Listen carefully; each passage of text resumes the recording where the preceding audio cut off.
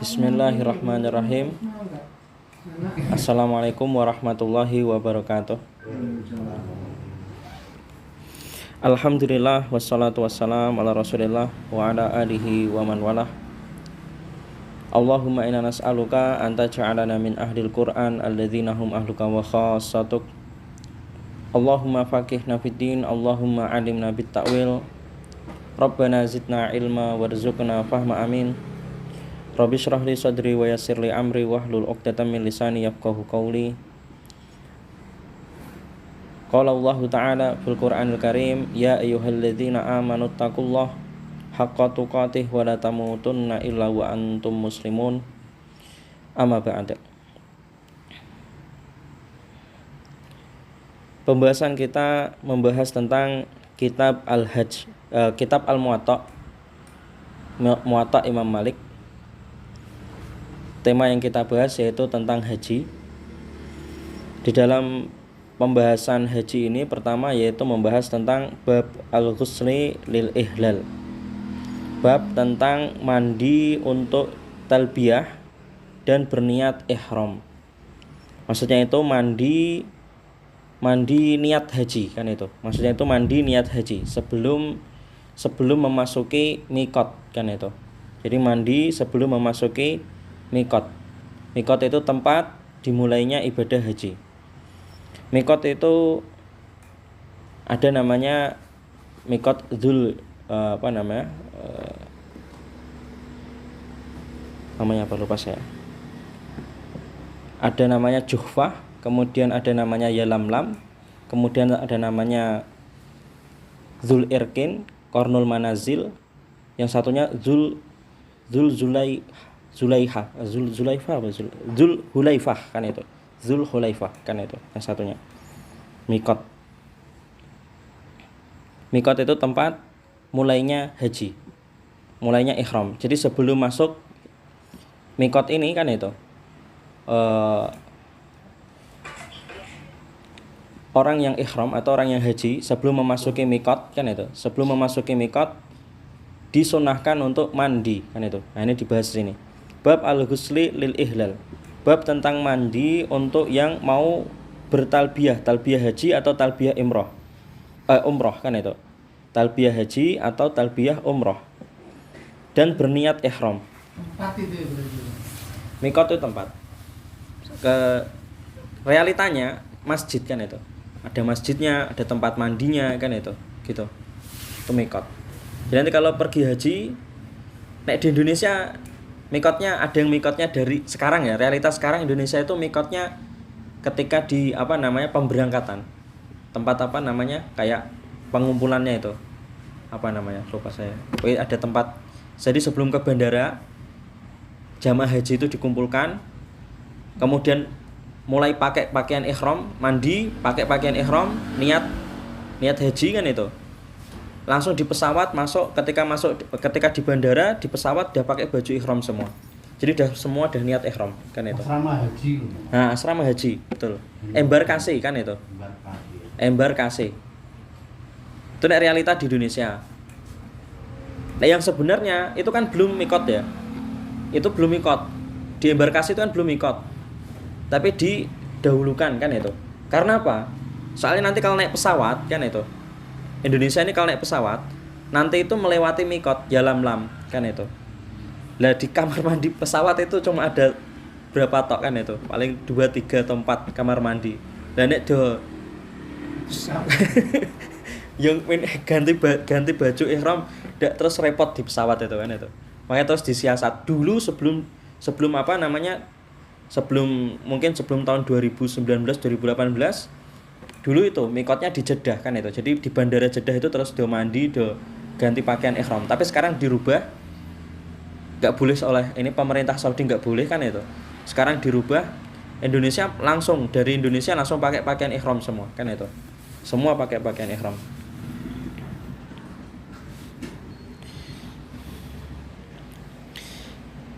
Hadis yang pertama dari Asma binti Umais.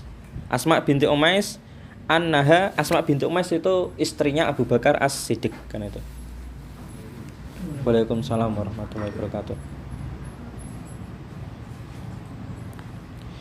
annaha waladat Muhammad ibna Abi Bakrin. Asma binti Umais melahirkan Muhammad bin Abi Bakrin bil Baida, di tempat namanya Baida kan itu. Fadzakara dzalika Abu Bakrin, ini sebelum masuk Mekah kan itu, belum memasuki Mekah. Baida ini tempat belum memasuki Mekah kan itu.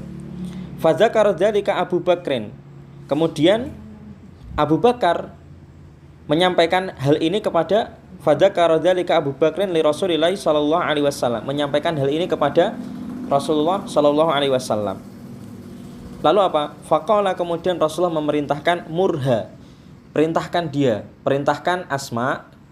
Jadi Rasulullah menyuruh Abu Bakar untuk menyampaikan ke Asma, murha, perintahkan Asma faltaktasil, untuk mandi, tsumma lituhil, kemudian untuk ikut apa? Ikut ihram kan itu. Paham enggak maksudnya ini? Habis melahirkan kan itu. Perempuan kan itu. Perempuan kalau habis melahirkan itu kan nifas kan itu. Iya kan? Makanya ini bingung Abu Bakar. Nah, ini istri saya kondisinya nifas kan itu. Pas kondisi nifas apakah boleh haji kan itu. Makanya tanya kepada Rasulullah. Rasulullah terus gimana? Nah, Rasulullah tetap memerintahkan meski nifas disuruh ikut haji kan itu. Iya kan? Disuruh ikut haji. Jadi Rasulullah di sini memerintahkan murha. Murha faltastagsil, mandi, suruh mandi niat. Suruh niat, mandi itu mandi niat untuk berhaji, atau kalau umroh, kalau haji kan itu. Tsumma lituhil, nah itu tsumma lituhil. Kemudian berniatlah ihram kan itu. Atau berniat haji. Berniat umroh atau berniat haji. Kemudian di hadis yang kedua sama dari Sa'id bin Musayyab sama aja. Anna Asma binti Umais, bahwasanya Asma binti Umais waladat melahirkan Muhammad bin Abi Bakrin, bizil Khulaifah. Nah, ini di Mikot kan itu. Mikot yang dari Madinah. Jadi kalau dari Madinah mau masuk Mekah lewatnya sini, lewat Dzul Khulaifah. Dzul Khulaifah itu sebelah utara. Sebelah utaranya Mekah kan itu. Sebelah utaranya Mekah. Fa'amaroha, maka Rasulullah ini Abu Bakar memerintah, fa'amaroha Abu Bakar, kemudian Abu Bakar memerintah istrinya antak tasil, mandilah, tsumma tuhil, kemudian niatlah untuk niat haji ihram atau niatlah ihram untuk ihram haji atau ihram umroh kan itu. Ihram itu tahu maksudnya ihram. Anginnya kencang.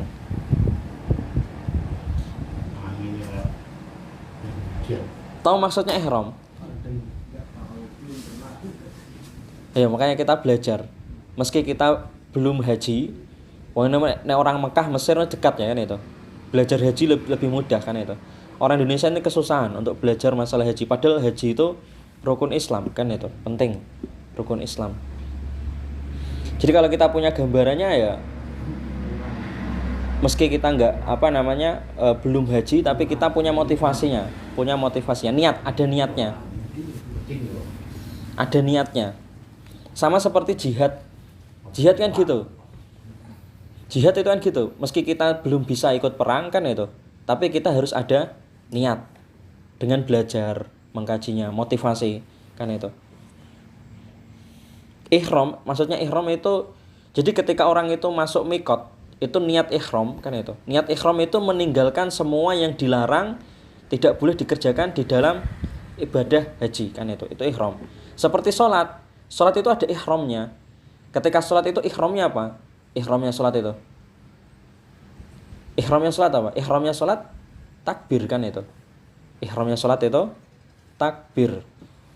Kemudian itu kan ihram itu artinya mengharamkan kan itu. Ihram itu mengharamkan diri kan itu terhadap sesuatu yang diharamkan kan itu. Diharamkan, tidak boleh dikerjakan.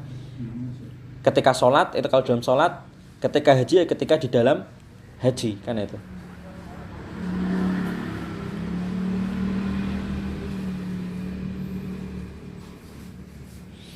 Di antaranya ihram itu yang tidak boleh ketika haji itu apa? Memotong kuku, itu kan enggak boleh kan itu. Kemudian berjima jadi haram kan itu. Ketika haji nggak boleh berjima kan itu. Kemudian membunuh hewan kan itu nggak boleh kan itu. Iya nggak boleh membunuh, nggak boleh kan itu. Yang boleh dibunuh itu ular kan itu. Terus apa namanya kalajengking kan itu seperti itu. Hewan-hewan yang berbisa kan itu. Merusak pohon Nggak boleh kan itu. Tanaman merusak pohon.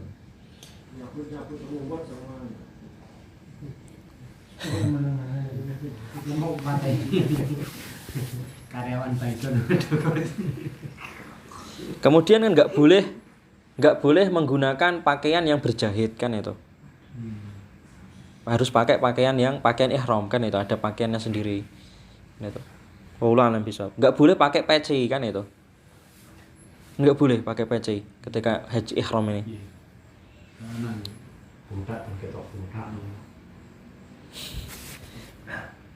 Faedah hadis kan itu. Di faedah hadis ini dari kitab Al-Istidhkar Ibnu Abdil Bar. Hadis ini dalil bahwa wanita haid dan wanita yang nifas ini, wanita haid dan nifas tetap disyariatkan mandi ketika haji ini. Tetap disyariatkan mandi, kemudian apa? Bertalbiyah. Niat haji kan itu, atau niat umroh. Bertalbiyah haji atau umroh kan itu. Kemudian berihram, tetap disyariatkan berihram dan melakukan setiap amalan haji kecuali apa? Ninggal tawaf, nggak boleh tawaf. Bagi wanita haid atau bagi yang nifas, ketika berangkat haji kok di jalan dia terus haid atau nifas, dia tetap harus melanjutkan atau tetap niat haji, niat umroh tetap kan itu, mengamalkan semua ibadah haji kecuali yang nggak boleh adalah tawaf kan itu. Tapi kalau sekarang ada obat untuk menunda haid kan itu, ya kan? Yang nggak bisa ditunda itu nifas kan itu, kan nggak bisa ditunda kalau nifas. Melahirkan ya, nggak bisa ditunda. Masa melahirkan ditunda, kasihan bayinya kan itu. Keluarnya bayi itu takdir Allah kan itu, udah itu atas kehendak Allah. Itu emang karena diobati ditunda melahirkan. Iya. Kasihan bayinya dong. Ya dipilih wetone sing apik sampai segitunya. Tapi kan ya bisa ditunda. Betul. Cepet no iso. Anake Iso. iki putune biye lho. Milih weton sing apik sampai segitunya. Insyaallah bener Orang jamin dia. Nafsu. SBY ku golek detik-detik proklamasi putune itu pas. Lahirnya. Iya. Jadi ini Presiden. hadis ini dalil kan itu. Inti dari hadis ini wanita yang hadas kan itu, nifas kan itu, hadas besar ya nifas itu. Nifas atau haid kan itu. Jadi nifas atau haid atau darah hadas besar ini tidak menghalangi ibadah haji kan itu. Tidak menghalangi umroh kan itu. Tetap boleh haji, tetap boleh umroh. Ninggal apa? Ninggal tawaf. Tawafnya ditinggal kan itu. Tahu tawaf ya kan itu. Paham? Tawaf tahu.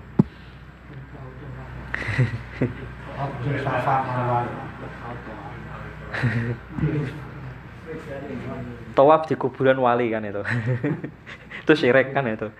Tawaf di kuburan wali itu syirik. Ada loh, ada. Orang iso nggak bisa haji, akhirnya tawafnya di kuburan wali kan itu.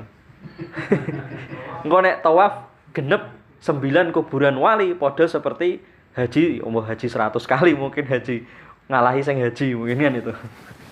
Mungkin motivasinya gitu kan itu. Ono enggak gitu motivasi seperti itu? Ada kan? Iya. Orang-orang Toreto biasanya. Iya, tahu. Di setiap malam Jumat itu biasanya dia muter gitu. Istilah mereka keramat gandul derek gandulan keramati simbah sopo.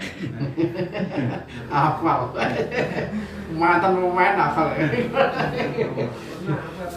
Enak di bulu mantan pemain gitu.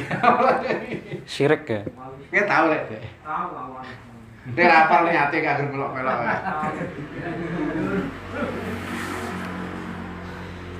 Jumhur ulama, di sini jumhur ulama, mayoritas ulama mensunahkan mandi untuk ihram bagi wanita haid dan nifas. Hukumnya sunnah.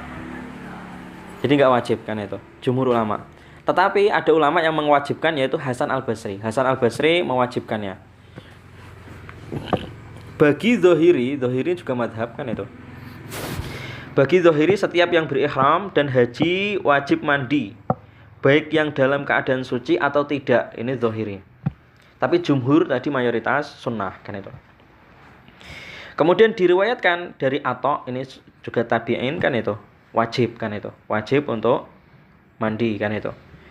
Sedangkan di riwayat yang lain sama dari Atta juga. Jadi Atta punya dua pendapat kan itu. Cukup dengan berwudu.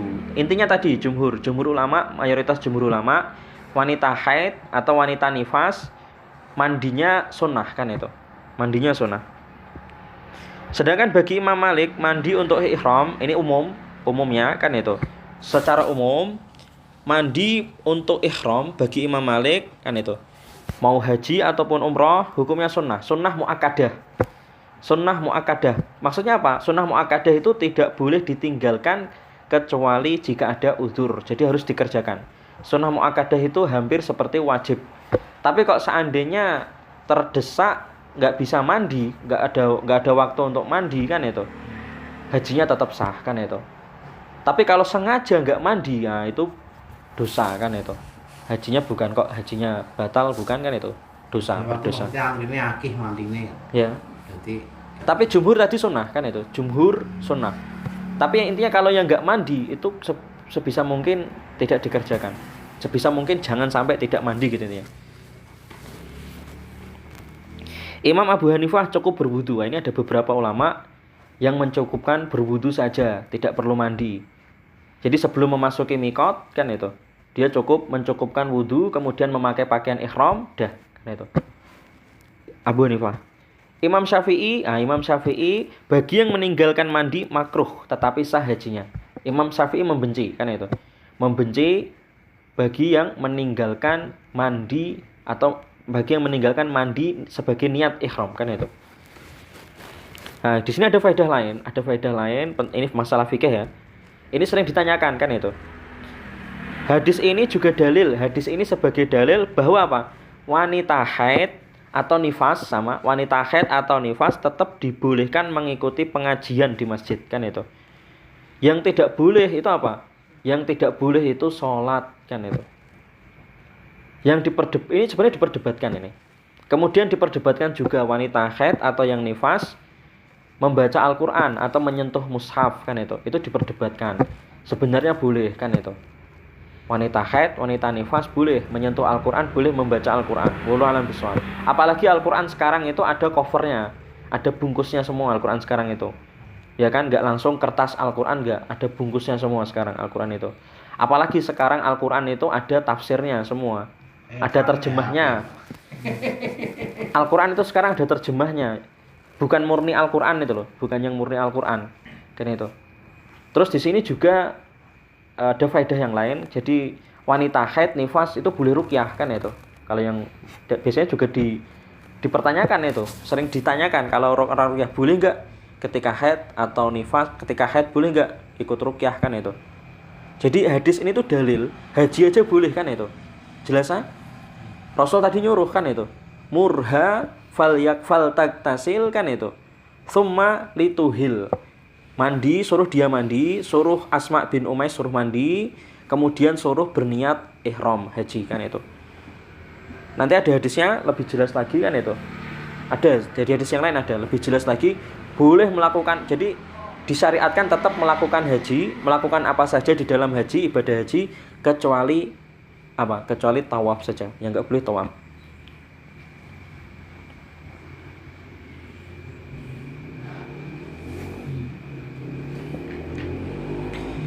Kemudian hadis berikutnya, Nafi itu tabi'in. Nafi anna Abdullah ibni Umar. Dari Nafi bahwasanya Abdullah bin Umar karena yaktasil.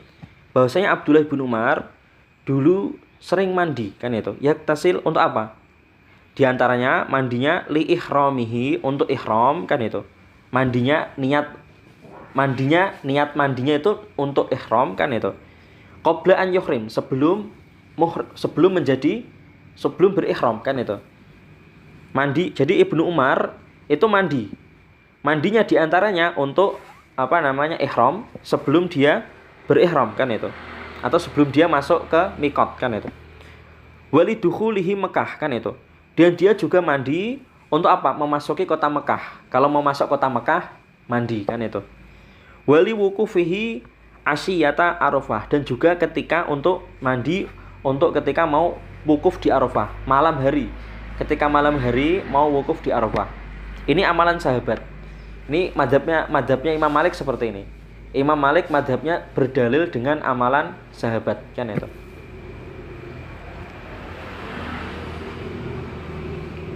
Kalau kita hujahnya itu sebenarnya hadis Nabi kan itu. Hujah kita hadis Nabi kan itu. Amalan sahabat itu untuk penguat. Untuk apa ya? Untuk memperluas makna kan itu, memperluas makna.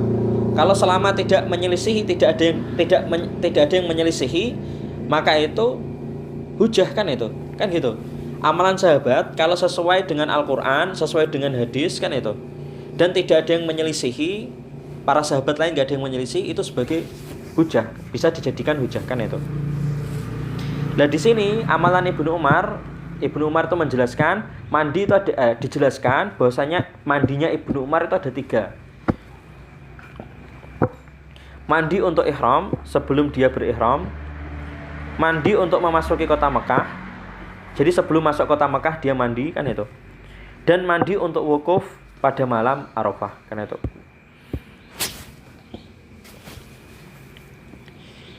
Kemudian berikutnya, bab yang berikutnya, bab ghuslil muhrim. Bab tentang mandinya orang yang sedang berihram. Mandinya orang yang sedang berihram. Kalau tadi berarti apa? Kalau tadi itu sebelum ihram. Kalau yang ini yang sudah ihram, sudah haji kan itu. Sudah melewati mikot kan itu. Ketika haji kan itu. Ketika ibadah haji boleh enggak mandi? Ini ada pembahasannya di sini. Mandi, bab mandi yang ketika sedang ihram. Ghuslil muhrim. An Ibrahim bin Abdullah bin Hunain, dari Ibrahim bin Abdullah bin Hunain. An Abi, dari bapaknya yaitu Abdullah bin Hunain. An Abdullah bin Abbas, bahwasanya Abdullah bin Abbas wal Miswar bin Makhramah, 2 sahabat ini ya. Abdullah bin Abbas dan Miswar ikhtalafa, berbeda pendapat. 2 sahabat berbeda pendapat. Bil abwa, di tempat namanya abwa kan itu. Faqala Abdullah berkata kan itu, ya gesilu al muhrim ra'sahu. Orang yang haji itu boleh mengguyur kepalanya kan itu. Abdullah bin Abbas berkata seperti itu. Orang yang haji boleh mengguyur kepalanya. Sedangkan Miswar berkata, qala Miswar bin Makhramah la yagsilul muhrim ra'sahu. Orang yang haji enggak boleh mengguyur kepalanya, rambutnya gitu maksudnya, enggak boleh kan itu. Nanti ada sebabnya itu. Qala, kemudian Abdullah bin Abbas berkata, perawinya berkata, fa arsalani Abdullah bin Abbas. Abdullah bin Abbas kemudian menyuruhkan itu. Orang ini tadi Abdullah bin Hunain. Abdullah bin Hunain disuruh mendatangi siapa? Ila Abi Ayyub Al-Ansori, mendatangi Abu Ayyub Al-Ansori, sahabat juga, untuk bertanya. Fawajadtuhu yaktasilu bainal qarnain. Aku sedang mendapatinya sedang mandi di antara 2 pembatas kan itu. Wa huwa yustaru bistaubin, dan dia tertutup dengan sebuah kain. Fasalamtu alaih, kemudian aku mengucapkan salam kepadanya. Faqala, kemudian Abu Ayyub Al-Ansori kemudian berkata, man hadza, siapa ini? Faqultu, kemudian aku berkata, ana Abdullah bin Hunain, aku adalah Abdullah bin Hunain. Arsalani ilaika Abdullah bin Abbas, aku diutus oleh Abdullah bin Abbas untuk datang kepadamu. As'aluka, untuk bertanya, aku bertanya, kaifa kana Rasulullah sallallahu alaihi wasallam yagsilu ra'sahu. Bagaimana dulu Rasulullah sallallahu alaihi wasallam mengguyur kepalanya ketika ihram, wa huwa muhrim kan itu, ketika dia sedang ihram, ketika dia sedang haji kan itu. Kemudian apa? Dia berkata, Abu Ayyub Al-Ansori berkata, fawaddu'a Abu Ayyub yadahu. Qala ini berkata perawinya berkata, lalu fawaddu'a Abu Ayyub, kemudian Abu Ayyub meletakkan tangannya, fawaddu'a Abu Ayyub yadahu ala saub di kain kan itu, kain yang menutupinya. Fatok to'ahu kemudian menggerak-gerakkan kainnya supaya kepalanya kelihatan, hatta badali roksuhu sampai kepalanya kelihatan. Kemudian dia berkata, summa qala li insani yasubbu alaihi. Dia berkata kepada orang yang bertugas mengguyurkan air, usbub, guyurlah kan itu. Fasobba maka diguyur, fasobba ala roksihi di atas kepalanya. Summa harroka kemudian dia menggerak-gerakkan roksahu kepalanya digerak-gerakkan biyadaihi dengan kedua tangannya. Fa'aqbala bihima wa adbara kemudian dia usapkan itu atau dibasuh-basuh dari depan kemudian ke belakang. Summa qala dia kemudian berkata, hakadza, beginilah ra'aitu Rasulullah sallallahu alaihi wasallam yaf'al. Beginilah aku melihat Rasulullah sallallahu alaihi wasallam yang dia lakukan seperti ini, mengguyur kepalanya seperti ini kan itu. Jadi ini ceritanya itu Abdullah bin Abbas dan Miswar itu berdebat tentang masalah apa? Mengguyur kepala ketika sedang ihram kan itu. Keduanya enggak punya dalil kan itu. Kedua sahabat tapi enggak punya dalil kan itu. Dan ini di sini fikih ikhtilaf kan itu. Ketika sahabat berbeda pendapat kalau enggak punya dalil kan itu berarti itu bukan hujah kan itu. Bukan dalil kan itu. Sahabat kalau berbeda pendapat, yang satu bilang boleh, yang satu bilang enggak boleh, bilang haram, yang satu bilang halal kan itu. Tapi enggak ada dalilnya maka bukan hujah kan itu. Hujahnya apa? Tadi cari sahabat tadi mencari ini sunnah kan itu. Mana yang sunnah? Punya dalil berdasarkan ucapan Rasulullah atau amalan Rasulullah Shallallahu Alaihi Wasallam kan itu. Jelas ya? Nah, faedah hadis kan itu. Jadi tadi dua sahabat, yang satu nggak punya dalil tentang ini mengguyur kepala ketika haji, yang satunya juga nggak punya dalil. Yang satu membolehkan, yang satu melarang.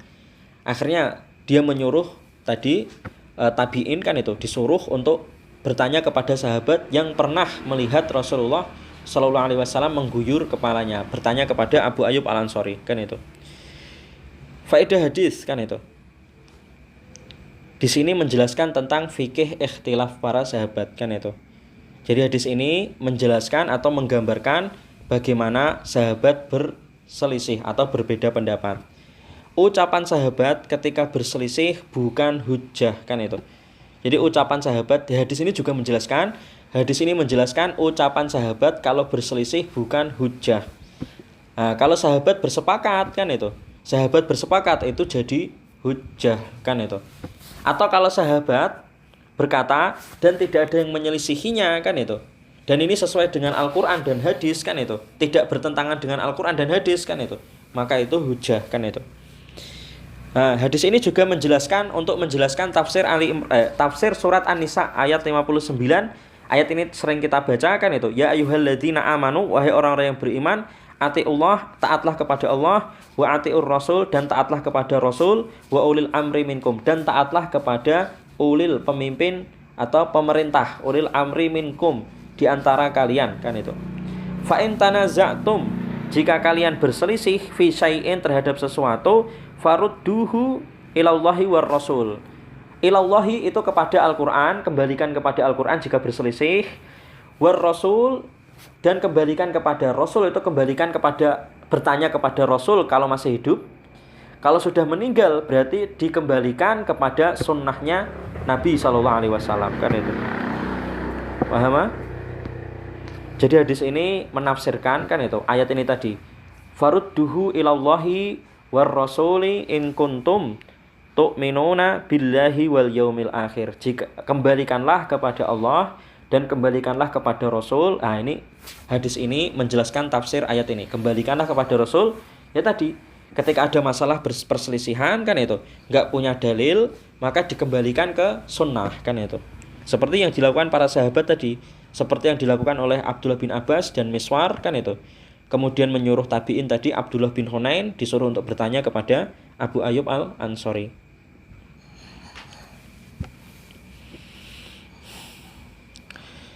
Lanjutnya, di faedah itu ulama berbeda pendapat dalam masalah mengguyur kepala ketika sedang ihram. Jadi masalah ini perbedaan pendapat. Ya, di halaman Berapa itu? 7. Ulama berbeda pendapat dalam masalah mengguyur kepala ketika sedang ihram. Imam Malik makruh kan itu. Bagi Imam Malik makruh. Karena apa? Berdasarkan Ibnu Umar, nanti ada hadisnya. Berdasarkan Ibnu Umar tidak mengguyur kepala kecuali jika mimpi basah. Ketika haji, mimpi basah baru mengguyur kepala. Kalau tidak mimpi basah, maka tidak mengguyur kepala. Ini dijadikan hujah oleh Imam Malik kan itu. Tapi padahal tadi sebenarnya di hadis tadi sudah dijelaskan Rasulullah mengguyur kepala. Ini sebagai pelajaran aja. Ada ikhtilaf, ada perbedaan, perselisihan dalam masalah ini. Imam Malik membolehkan mengguyur kepala apa? Jika selesai jumroh akobah. Ini Imam Malik. Kapan jamaah haji itu boleh mengguyur kepalanya? Kalau hajinya selesai. Yaitu kalau selesai jumroh akobah. Kan itu. Jumroh akobah selesai, kemudian memotong rambut itu. Ketika sudah boleh memotong rambut, itu dibolehkan mandi kan itu. Imam Abu Hanifah, Syafi'i, dan Ahmad membolehkan orang yang berikhram mengguyur kepala. Nah, kalau Imam Abu Hanifah, Syafi'i, dan Ahmad bin Hambal semuanya membolehkan orang yang berikhram mengguyur kepala. Berdasarkan apa? Karena Umar bin Khattab mengguyur kepalanya ketika ihram. Rasulullah tadi mengguyur kepala. Kemudian nanti ada hadis lain, Umar bin Khattab mengguyur kepalanya ketika ihram kan itu. Nah, ini hadisnya di bawah ini dari Atha bin Abi Robah. Bahwasanya Umar bin Khattab, anak Umar bin Khattab qala berkata kepada Ya'la bin Munyah. Umar bin Khattab berkata kepada Ya'la bin Munyah, wa huwa yasubbu ala Umar bin Khattab. Dia bertugas menuangkan air untuk mandi Umar bin Khattab. Wa huwa yasubbu ala Umar bin Khattab ma'un wa huwa yaktasilu, dan Umar mandi wa huwa yaktasil. Ketika Umar mandi, yang bertugas mengguyur ini adalah Ya'la bin Munyah. Kemudian Umar berkata, usbub ala roksi, siramlah, guyurlah ke kepalaku kan itu. Faqala Ya'la, kemudian Ya'la berkata, aturidu anta ja'alaha bi in amartani sobabtu. Apakah kamu ingin kan itu menjadikan bebannya itu atau dosanya itu kan itu untukku kan itu. Jika kamu tetap memerintahkannya, maka tetap akan aku guyur kan itu. Jadi Ya'la ini mengira kan itu mengguyur kepala ini itu dosa kan itu. Dan dia mengira nanti kalau dia yang guyur, dosanya itu dibebankan kepada Ya'la kan itu. Faqala lahu Umar, kemudian Umar berkata kepadanya usbub. Nah, itu maksudnya diperintah itu berarti boleh. Dah tuangkan kan itu. Falan yazidahul ma illa sya'atha kan itu. Hingga apa? Ketika airnya dituang, airnya itu menambahkan rambutnya Umar terurai, basah kan itu. Falan yazidahu alma illa sya'atha. Akhirnya dengan air itu menyebabkan rambutnya Umar basah kan itu, terurai.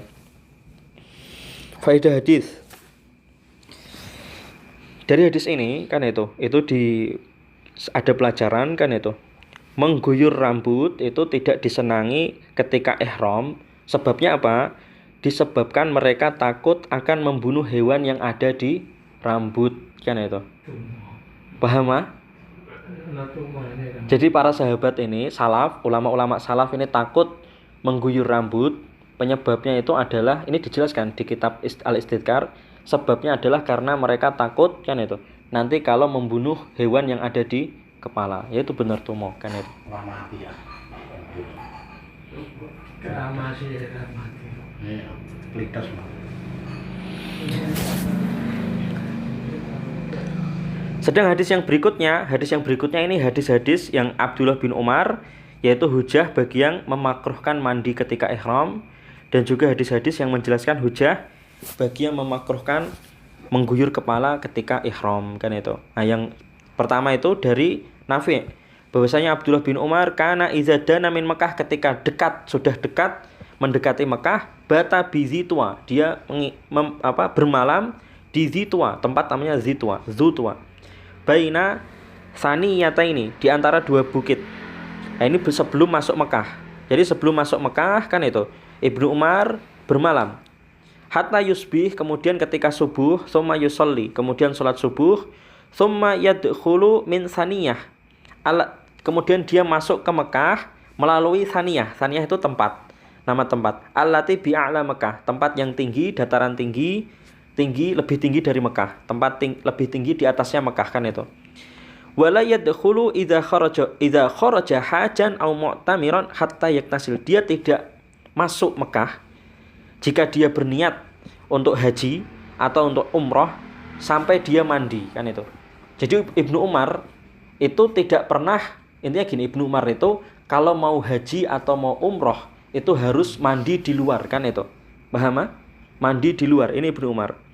Jadi la yadkhul idza kharaja hajjan aw mu'tamir hatta yaktasil qabla an yadkhul Makkah kan itu. Jadi sebelum dia masuk Mekah itu harus mandi kan itu.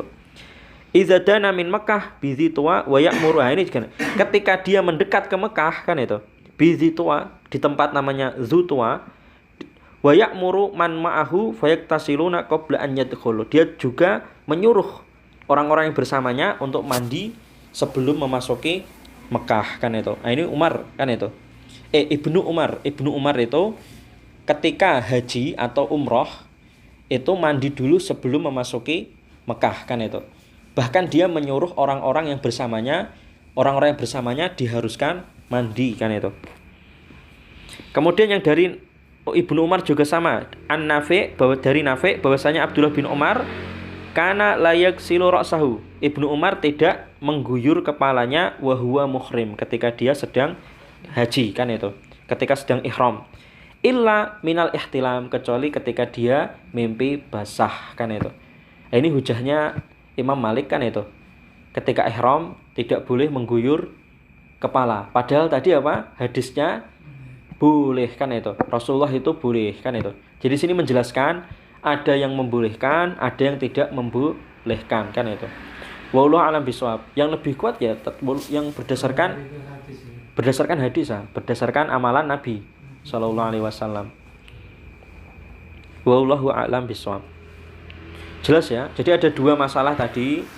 Mandi sebelum haji, sebelum miqat kan itu, sebelum ihram, dan mandi yang setelah atau ketika haji kan itu, ihram kan itu. Mandi yang sebelum ihram hukumnya apa? Sunnah yang ditekankan, mendekati wajib kan itu.